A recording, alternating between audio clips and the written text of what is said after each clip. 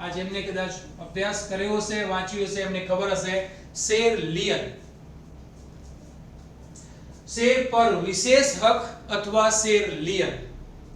જ્યારે કોઈ share holder share હપ્તાના નાણાં ન ચૂકવે અથવા કંપનીને ચૂકવવાનું થતું દેવું, એટલે જે પણ કઈ બાકી રકમ છે, બાકી હપ્તું છે, એ પણ કઈ ચૂકવતો નથી, ત્યારે કંપની તે શેર હોલ્ડરના શેર વેચીને પોતાની લેણી રકમને વસૂલ કરવા માટેનો જે વિશેષ હક ધરાવે છે તેને શેર પર વિશેષ હક અથવા શેર લિયન તરીકે ઓળખવામાં આવે છે.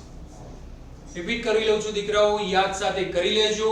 નોટબુક રાખવાનું કહ્યું હતું શરૂઆતના વિડિયોમાં, હજુ પણ કહું છું, સાથે લખી લો અધરવાઇઝ, જેથી તમારી પાસે હેન્ડી હશે તો તમે તૈયારી કરી શકશો.